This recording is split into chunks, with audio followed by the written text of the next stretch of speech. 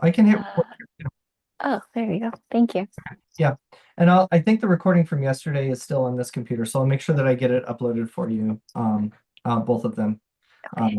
by tomorrow. All right, so let's keep it simple. We'll go through the roof tool and then we'll switch over and you can share your screen and we'll look at what you're working on there. So we talked about the walls and the slab tools yesterday, right? The construction methods, or rather geometry methods for those are basically just rectangular or polygonal. For the roof tool, however, the geometry method is actually, I've always thought that they had these two terms backwards. So the geometry method is a multi-plane roof or a single plane roof. And then what they call the construction method is just, is it a polygon or is it rectangular? So for the multi-plane roof, it's really simple. If we have a multi-plane polygonal roof, you can basically just trace that out to follow whatever shape your building has. And then that roof is based on that pivot line, and it's going to automatically find all of your various hips and valleys and everything else. If we look at that in 3D, it looks really flat here, but we can go in here and we could say that this is even 12 and 12, right? So it can be a super steep roof. The multi-plane roof allows you to even have pitch breaks. So if you had like a gambrel roof or something, you could say add a pitch break, put the first elevation at 0, we'll put the second elevation at 4, and the second pitch could be 6 and 12, right? Oh, it put that in a weird spot. Let's check that in floor plan. So F2 to get to the floor plan. So this is the pitch break elevation. I don't know. It's always a weird guess and check. On the pet palette, I can click on that and bring it in so that it goes 12 and 12 up to a certain point. And I guess this is more of a mansard roof, but you get the idea. It's like we can basically shape this out however we want. Um, if it was, let's go ahead and remove that so we're back to a steeper roof. If we didn't want everything to be hips and valleys, you can actually click on an edge here, activate the pet palette. On the pet palette, I can define what that edge is. Oops, it's this option on the pet palette as a gable, for example. So I can have a gable end on parts of this roof and hips and valleys on other parts. Um, this particular roof type, the multi-plane roof, has some pretty severe limitations. If I drag a copy of this over, for example, and go to the settings, the roof pitch always has to be positive. I can't have a negative slope. So if it was like a flat roof sloping down into scuppers or internal drains, this has to be, it's some weird dimension. It's like 13/64. I'm sure it's like, it makes sense in terms of like degrees or percentages or something like that, as a minimum slope. It's basically just been scripted into it to be that's the minimum slope you can do with a multi-plane roof, which is pretty close to dead flat. But oftentimes, like on flat roofs, we might need that slope to be negative, or the roof also gets used for garage slabs, patios, shower pans, things like that. Anything that has a sloping face to it, the roof is really great at modeling. So the roof is not just the roof tool. So we might need those to be single plane roofs. Like if these had to be maybe a negative 1/4 and 12 for a flat roof, what you can do there is you can right click and you can say split into single plane roofs and select those single plane roofs and change the slope of those to be negative half and 12. Oh, I have to go up. Oh, I didn't process the negative. There we go. So you can have a roof with a negative slope if they're single plane roofs. Um, the pivot line for these multiplane roofs is always at the outside edge. The single plane roofs can be wherever we want them to be. If we look at the multiplane roof, um, the nice thing about this one is that if we had, let's say, a 2-foot overhang, I can set that here in the roof settings. And globally for the whole roof, it offsets that roof to 2 feet. If I wanted to offset this roof overhang an extra 2 feet, I would have to go edge by edge and pull this out 2 feet, pull this out 2 feet, and go all the way around the roof one edge at a time to get that offset. Um, Another problem with the multi-plane roof, if we make this standing seam, for example, oh, that's not a loaded surface. Again, I apologize. There we go. That has at least an image to it. So if I wanted that image texture to start at this point, there's a way we can do that in ArchiCAD. We can define the origin point for where a surface is arrayed from. If I go to Document, Creative Imaging, Align Texture, and Set Origin. However, in the multi-plane roof, for whatever reason, that feature doesn't work. However, if I have single plane roofs, let's do the same thing here. I think it was like wood flooring or something like that. That one will work. So on these roofs, if I want the origin point to be here, I can select those roofs, go to Document, Creative Imaging, Align Texture, and Set Origin, and snap that to right here. And it'll offset and align those textures all the way around. So the single plane roof has a lot of advantages. The multi-plane roof has the advantage of being able to model it with a single element. The texture thing is like not that big of an issue because we do use CAD image coverings, which again, apologize for being on the wrong computer today.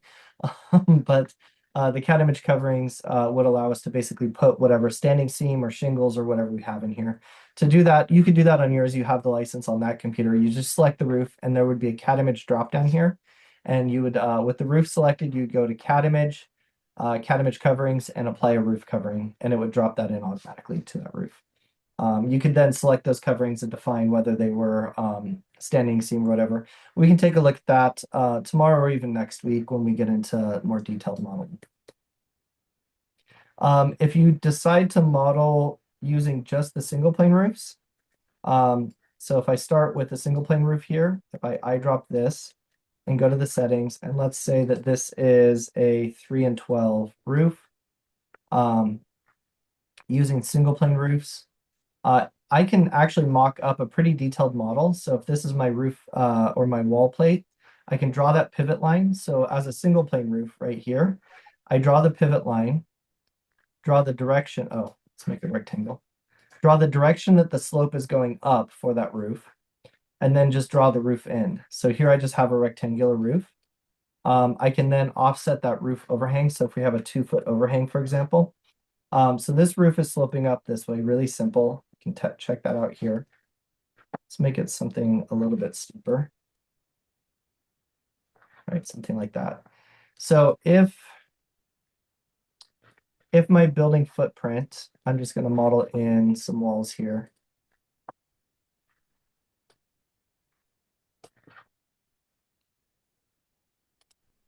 Looks something like this. And I need hips and valleys around this. I can select this one roof and not worry too much about where it's at. I'm just going to mirror across the corners. And I can drag a copy of this, mirror it across, or rotate it rather, around that corner. Let's go ahead and put one right here. And I'm just using the drag, Command Option D, Command Option E, rotate a copy, Command E, rotate, Command Option M to mirror a copy. So I have roofs sort of dotted around where I want them. It does take a little bit of sort of, I don't know, predictive reasoning on where I'm going to need roofs and how those roofs are going to come together, which is one of the downsides to this, is you kind of have to understand how it's coming together. It's not going to solve it for you. However, what I can do is select one roof, and I know that this roof needs to intersect with this roof at a ridge. So I select this roof. If I hold down the Command key, I can click on the ridge edge here, and it will trim that edge to that point where they would meet. And I can select this one and do the same, Command click, and find where those meet. I can do the same with this one. If I hold down Command click on this edge, find where that meets. And essentially, like once you kind of have some of them laid out, it becomes pretty quick to start snapping these roofs together if you know which edge it would meet at. So obviously, like it's not going to be completely perfect because there are going to be some roofs where like this, for example, is going to cut all the way through. This one didn't quite meet up. So we're going to have to do a little bit of sort of fine tuning. So if I want to grab this edge right here and stretch that up, if I want another roof right here, for example, I can drag a copy of that over, maybe mirror it. use the split command, break it at this roof edge. Now I have to basically pull this back, so I'm gonna have to add nodes, activate it, click on it to activate the pet palette. Click on that joint right there, and then I can start to pull this and sculpt it back around. So if I really wanted to get precise on how the roof is laid out, the single plane roof is the better way to go. Anytime we have things like dormers or cupolas or clerestories or anything like that punching through the roof, it really becomes essential to model it with individual planes. But usually my suggestion is to start with the single plane roof and then add more detail from there. But if you get this modeled out, let's see, it's like a total mess here. Anyway, but hopefully that gets the idea across, is like that's essentially what we're looking at, is how do these roofs all come together? Does that make sense? Kind of, sort of? Okay. I think it's one of those things that like when you get into it, start clicking on it, it starts to make sense, but it does take a little bit to get going through it a few times to sort of figure out what's going on there. So you want to share your screen up and let's take a look at what you have going on? Not, I didn't get too far, but just kind of want to just walk through maybe some of the hiccups I have. Mhm. Are you able to see my floor Yes. plan I have screen? your screen That's up. great. Um, so maybe I need to come back to this, like the selection, or how you were selecting left to right, to filter out Yeah, how. so if you click on that first icon of your info box right here and click on the third button on that pop-up. Yep. So now if you click from like a left crossing window to the right direction, it's going to select only what's entirely within that crossing window versus right to left where, so if you were to click here to here, it's going to select this wall, and that would be it. If you went the other direction, it's going to select this wall, this wall, this wall, and this wall because they're all within that crossing window. You will have to hold down space though to not grab the PDF that you're over the top of.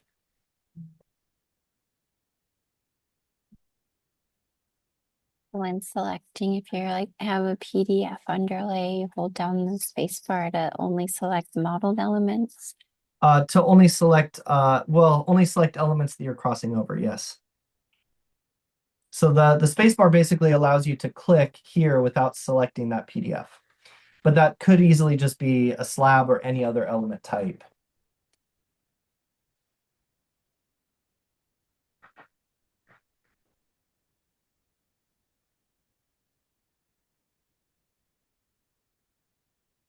Yep, exactly.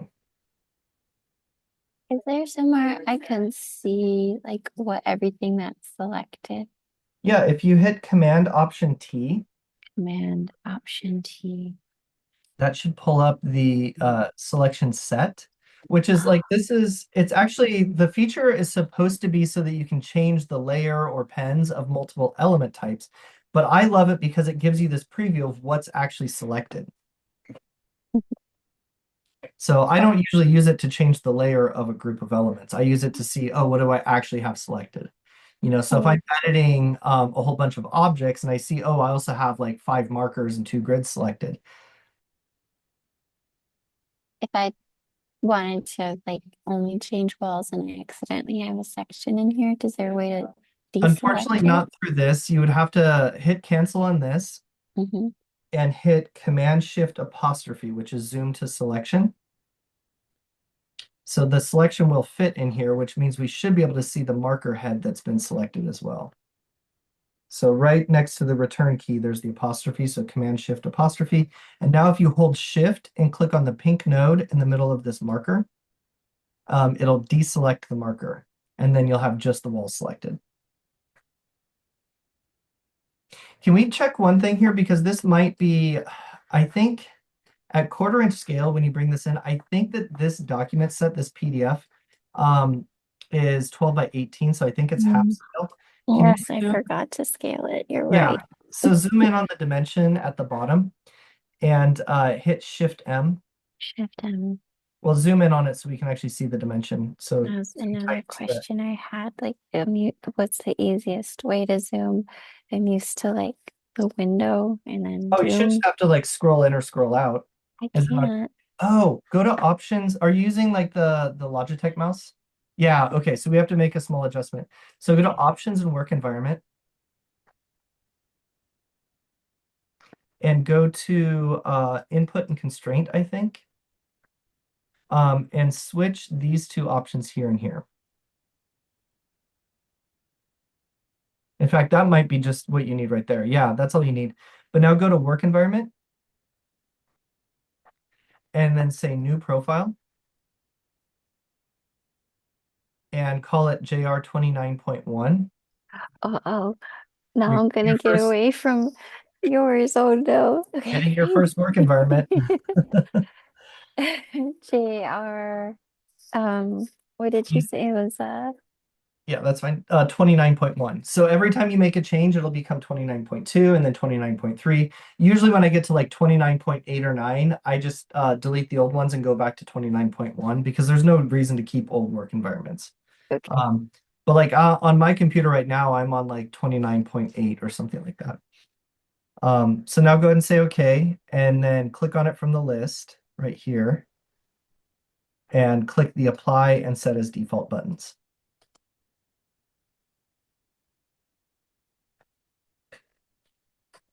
When I hit new, did it inherit all of the things from the before, like from the PJM that I was using? Anything that wasn't changed, yeah, your shortcuts will still be this same as before. All the only thing that changed is like any palette schemes that you might have rearranged, and then the mouse settings that we adjusted.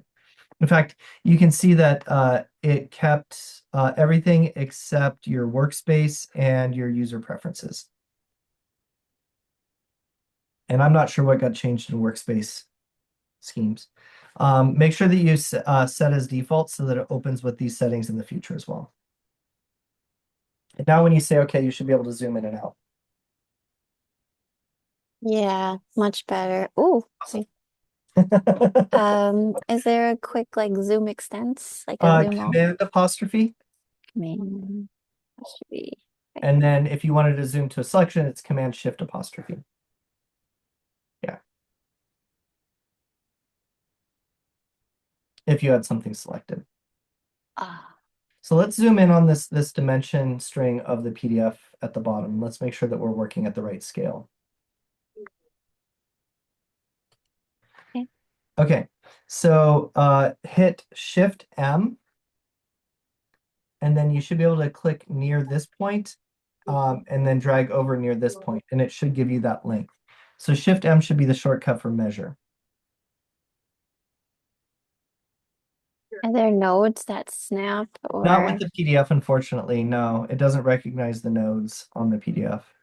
But we just need something that's kind of close. All right, so that's someone? 10 foot 2, 10 foot 1, and it should be 20 foot 2. So we literally are like half scale. So I'm pretty sure it was drawn on 12 by 18.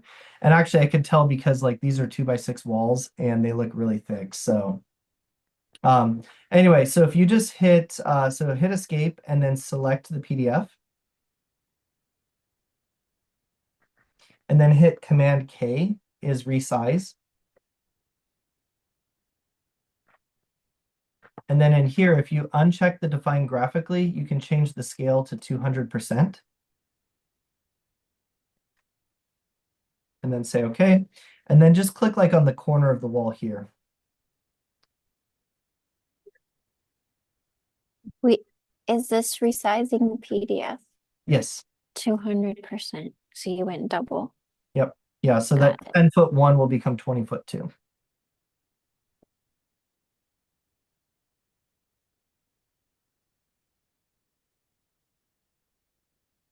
And then if you click on like the corner of the wall right here, it'll scale from there outward.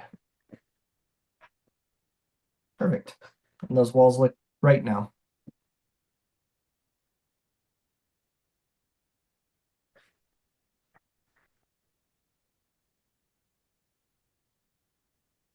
Okay.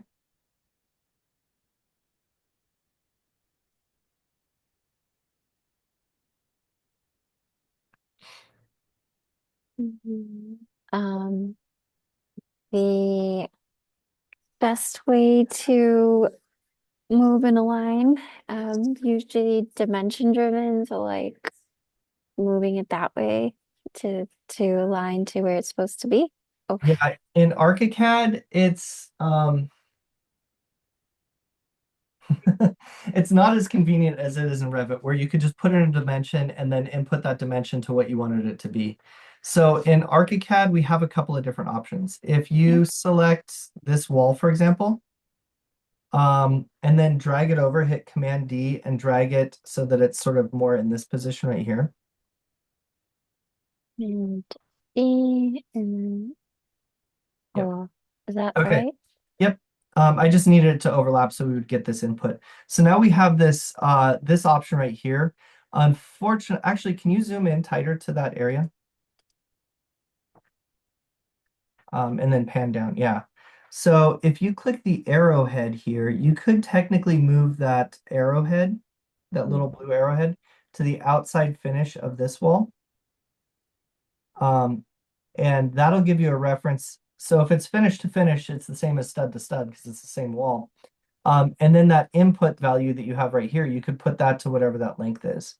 That said, I find it's clunky and it's weird, but I find it's easiest to just drag this down to where it needs to be referenced to, and then drag it back up the distance you want to move it. I know it seems obnoxiously clunky to do it that way, but that's the most efficient way that I found. There's also a trick, and I'm going to see if I can replicate it here before I share my screen back up. Um, I know that there's a way to do this.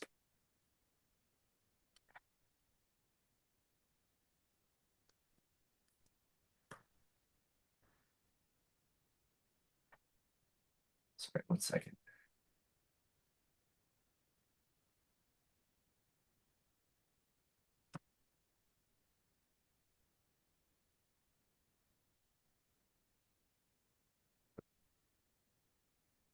Okay, I've got it.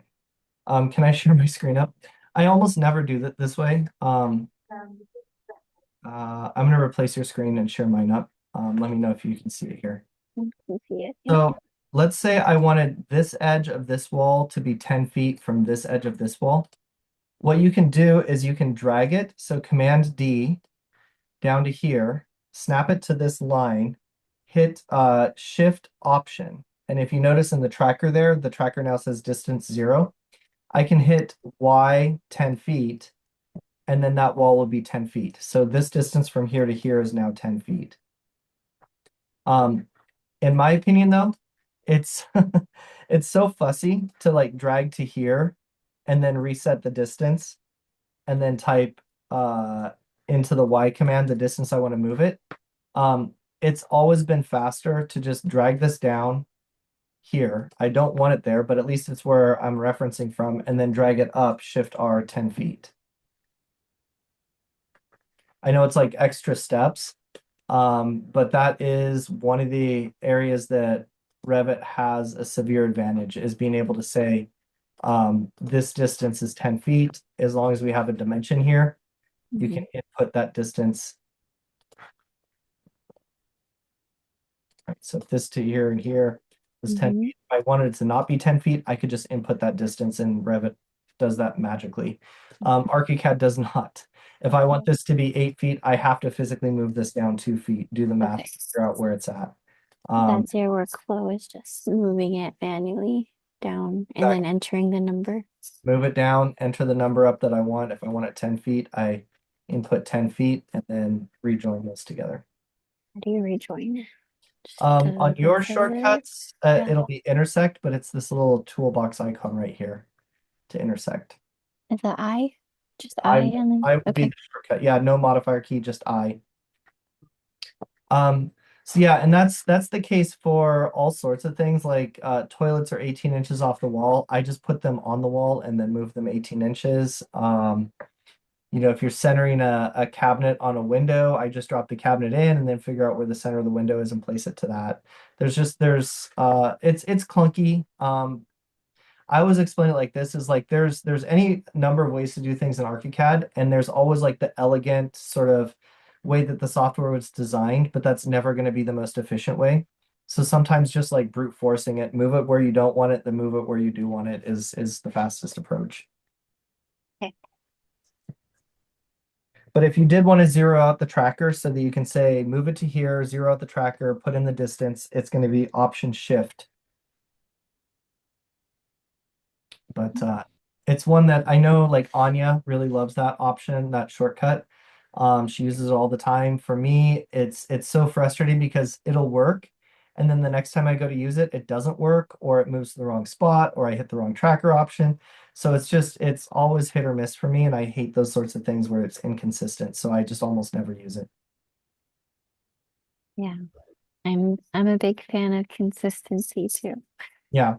Well, and I think I mentioned this before, but that's going to be the one learning curve that's the most hardest to get past is that there aren't always consistent ways to do things in Archicad. The best way may not be consistent from project to project. Like one project, we might want to model the ceiling all with curtain walls because it's a drop ceiling.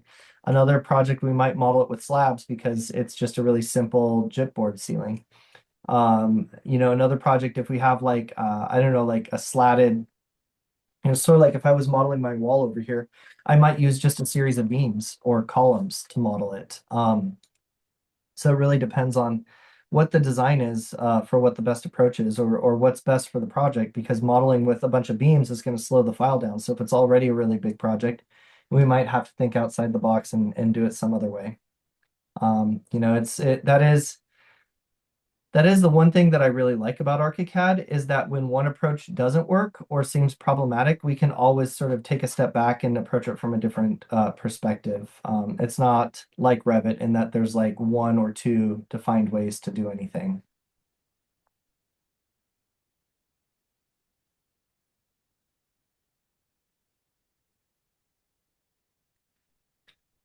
Okay. Anything else? Yeah. When trying to like temporarily, I guess it's the VG visibility graphics of like the PDF and trying to control that. And I think you mentioned like there really isn't a way to like make things unmovable. There's something Um, that a couple of the new hires from last week were doing that I thought was actually really clever. So if you select this PDF in the current view mhm, and hit Command X to cut it, so select it, we should see it highlighted with it selected. Yeah, perfect. And then hit Command X. mhm. And once is it locked? Can you zoom out a little bit? No, it's not locked. Maybe go to Edit and Cut. Yeah, perfect. And now hit Command Down, the down arrow. That'll drop us to the floor below. And then hit Command V, and that'll paste it onto this floor. And then just click outside of that marquee area to place it. Hit Command V one more time and click like up here. Perfect. So now go Command up to go back to the first floor. And then if you click right here on this button in the bottom right, and then it should be, yeah, go ahead and click that. And click right here on this little color wheel. And I usually change that to like orange so it stands out as what's different. So if you click there and change it to that R255. So now we're looking at the floor plan PDF as a trace reference. So you can't click and move it. It's only referenced to what's behind. Love that. Yeah. If Trace reference. if it's Okay. too bold, you can grab this bar and you can even fade it down so it's not quite so bold. The trace palette is awesome. It has like a little option right here. If things on your current plan are masking it out, you can click this button and that'll give you a little handle here where you can actually peel back the current view and see the reference behind.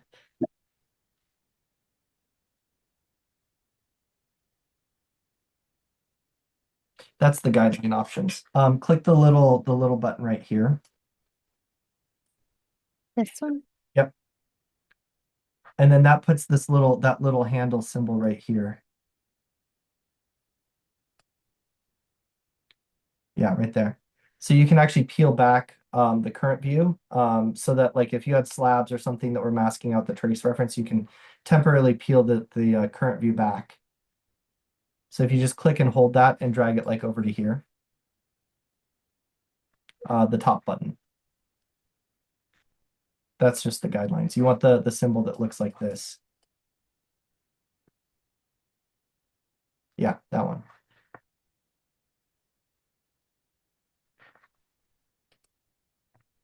And you get those controls from all four edges.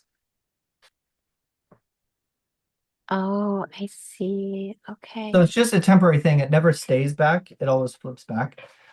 You can also, it doesn't really do much good for a PDF because a PDF is going to mask anything out that says a trace reference. But let's say it was like a basement story that you had actually modeled and you wanted to see the roof story over it. You can also right click on a view and say show as trace reference. So you can be on the basement story and show an elevation as a trace reference. Or you can be on an elevation and show the layout as a trace reference. So you can see how your elevation would fit onto the sheet. So anything that's not 3D in ArchiCAD can be used as a trace reference.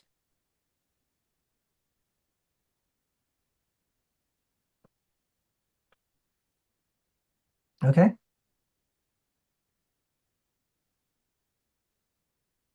Pretty neat. Yeah. Okay. All right. Well, I think if you're okay with spending the next, I mean, if you're going to work till 5, that would be awesome.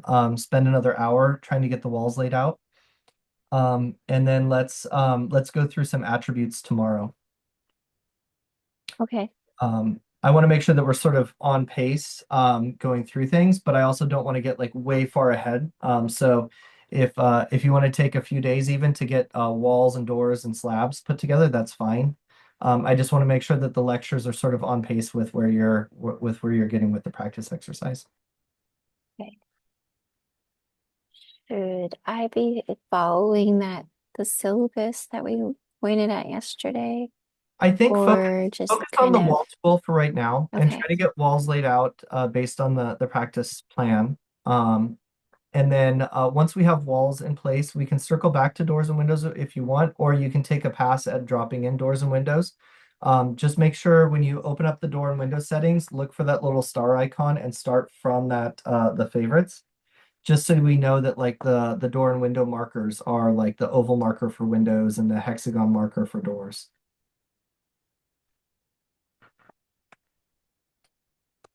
So graphically, they'll look right if you're using the favorites. Okay. But I think for now, if you can spend about an hour, see if you can get some of these walls into place. Don't worry too much if it's, I mean, if the dimension says that it's 20 foot 2.5, don't worry if it's exactly 20 foot 2.5. I always put it this way is like on the practice stuff, I'm more concerned with precision than accuracy. And what I mean by that is like I don't want like the whole plan riddled with 64ths. I want to make sure that your walls are like a nice 90-degree angle. That's more important than that you're modeling to exactly what the dimensions on the practice plans are. If you say I'm just going to round it to 20 feet, that's fine. I would rather see it at 20 feet than 20 feet 2 and 33/64ths. Okay. Don't Yeah. worry too much about whether they're 2x4, 2x6 walls, interior, exterior walls for now. We can take a look at that once you get some walls into place. Okay. I'm a little more comfortable with like the I watched a few tips last night when I got home on Mac for Dummies. Okay. Like coming in from such a PC-minded world my whole, for 20 years. So I'm Yep. like treating it as like I'm beginner, and some of the things that I think were huge were like, oh, all of the file, like they appear up here for Right. whatever application you have open. Yep. Yep. The thing that gets really confusing is a lot of like the web hosted services and Yeah. applications will have like the file menus at the top per Mac, but then in the like the web browser, they'll have also their file drop down menus here inside the browser. And that always throws me for a loop. God, That's right. a Google thing. Um, Okay.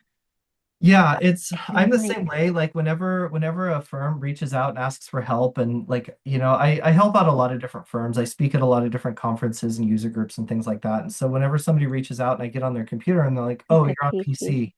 PC." Like I've been doing Mac for probably as long as you've been on PC or maybe longer. It's like I've been on Mac since 2005. So it's hard Like for me to transition back and forth. I was losing all my programs, like this bar, the dock bar, and like Yeah. not being able to get those back and clicking and Yeah. um And did I mentioned the command tab, right? the command tab. Yeah. So if you hit But Command Tab, it cycles between your open applications. but it's for me like I okay, so this is like my little bar, but everything that's open is magnified. Mhm. But if you hit like Command Tab Tab over to the Slack application, it'll Yep. open up that Slack application. Mhm. So and it'll go. So if you hit Command Tab one time, it'll go back to the last application. So the order of those applications is the order that you've last opened them. So like a lot of times I'll have something up in like preview as like maybe field drawings or hand sketches that got scanned in that I'm trying to build like objects from or something. So I'll tab over to preview and then I'll tab back to ArchiCAD and tab back to preview and back to ArchiCAD. Or I know a lot of people are working between like Rhino and Grasshopper, so they'll like hit tab to go to Rhino, tab back to Grasshopper. Okay. I Okay. can't remember, did you say, so I know we talked about this in your interview. Did you say you have or haven't used Rhino? Rhino. No, I have not used Rhino. Okay, that's fine. We're in the same boat, honestly. So like if anybody's asking for help with Rhino, we're just gonna like hand it off to one of the kids just coming out of college. Like they all know it. Everybody who's coming right out of school, the interns, everybody, like that's all they're using now is Rhino. So Really? yeah. Wow. I'm so behind on the curve. Like I don't have time to learn much of anything, so I'm not even gonna try. So anyway, yeah, so go ahead and work on placing those walls. Oh, another thing that you can do if you get the walls placed and you want to see what they're dimensioning out to, if you let's just do this really quickly here and we can undo it because it's going to make a mess of things until you get the walls laid out anyway. Select your wall tool over in the toolbox right here and then hit Command A. That'll select all of the walls you have placed. And then go up to Document and exterior dimensioning.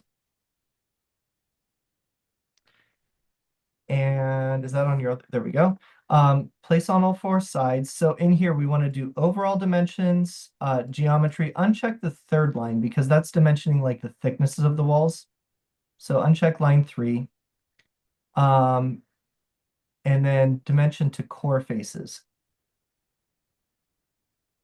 Yeah. And then say okay. And then click like up here somewhere. And then just hold shift and draw a line straight down to like right here on the y-axis. Yeah, perfect. So click right there and then click like right here to place the dimensions about that far from the building. So Oh, yeah, we're, wow. we're never going to want to dimension this way, but this is like if you're early on in a project, this is Yeah. a really good way to see like what the actual dimensions are. So if you zoom in here, you're probably going to see 64ths all over the place. Um, but that'll give you a good idea of like sort of how precise your model is.